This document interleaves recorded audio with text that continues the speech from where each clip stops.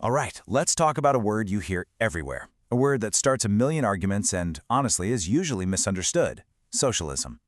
We're going to tune out all the noise, the political back and forth, and get right to it. We're here to figure out what this idea really is, where it came from, and why it's still such a big deal today. So let's start with the big one. What does socialism actually mean? Seriously, if you ask 10 different people, you're probably going to get 10 different answers. Is it about the government running everything? Is it about everyone getting paid the same? Or is it something else completely? To get a real answer, we have to go way back to the very beginning. To really get socialism, we've got to play word detective for a minute. And you might think the first clue would be in some political pamphlet from the 19th century, right? Well, nope. Turns out we need to look way further back, in the legal documents of ancient Rome. The word itself comes from this Latin term sociare, which just means to combine or to share. And from that, you get the legal concept of societas. But here's where it gets really fascinating, because baked right into that ancient word is a huge conflict, a tension that has defined socialist ideas for centuries. And this is it. This is the split. That one little Latin root breaks into two totally different ways of seeing the world. On the one hand, you have the idea of society as a legal contract, a bunch of free individuals coming together, separate from the government. But on the other hand, you have this much more emotional idea of society as a fellowship, a community bound together by a feeling of togetherness. So individualism versus collectivism. This argument is literally in the DNA of the word socialism. Okay, so how do we get from an ancient Roman legal term to a full-blown modern political movement? Well, that story starts in the fire and chaos of a revolution. Everything kicks off with the French Revolution, which just unleashes all these radical new ideas about equality. Then by the 1820s and 30s, the actual word socialism starts popping up in journals. But the real game changer? That's Karl Marx in 1848. He just storms onto the scene, calls all the earlier thinkers utopian dreamers, and claims his version is scientific.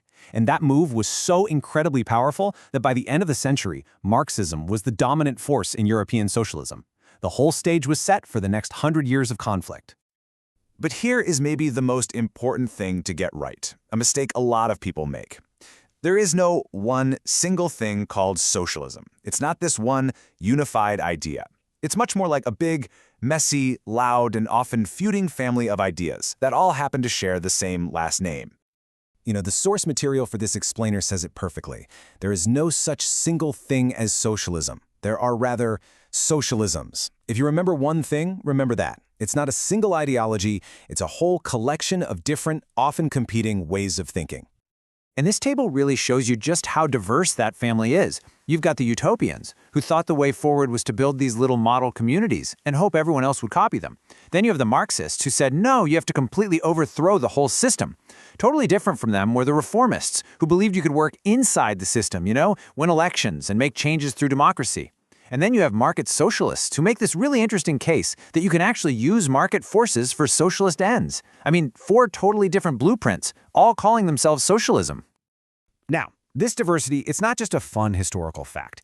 It is fueled over 100 years of really intense arguments within socialism itself. So let's look at the 3 biggest fault lines, the debates that have split socialists right down the middle from day one. Okay, first up, the path to power.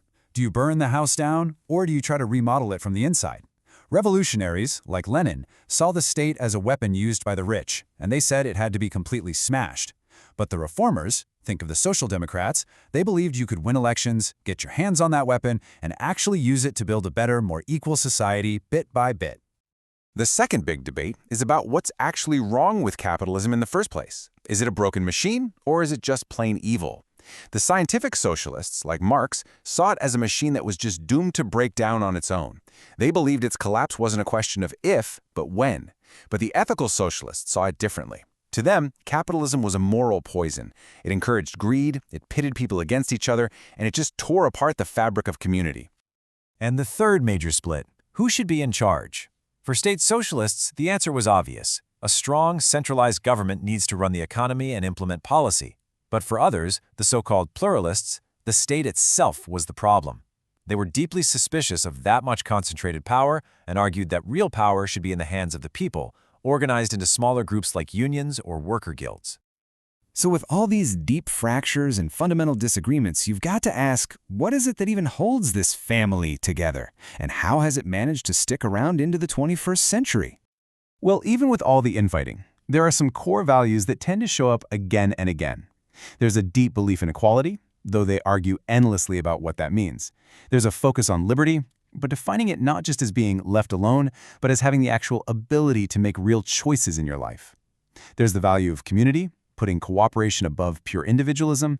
And finally, there's this really optimistic view of human nature, a belief that people aren't stuck being selfish, that we can create a better society and become better people. Now, back in 1991, when the Soviet Union fell apart, a lot of people were quick to say, well, that's it. Socialism is dead and buried.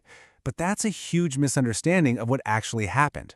What collapsed was one specific, authoritarian, institutionalized branch of the socialist family. It was the end of a chapter for sure, but it wasn't the end of the whole book. All those other, more democratic branches of the family just kept on evolving. And this really gets to the core of what socialism is today. It's not some dusty artifact from the Cold War. As our source text puts it, it's a fruitful and immensely adaptable tradition. It's a living set of ideas that keeps changing and offering a way to look at the world and ask if we can do things differently. Which really brings us to our final and most important question. In a world that's wrestling with massive inequality, a climate crisis, and all sorts of questions about the future of capitalism itself, is socialism just a closed chapter in a history book, or is it a conversation that is really just getting started? And honestly, the answer to that question could end up shaping all of our futures.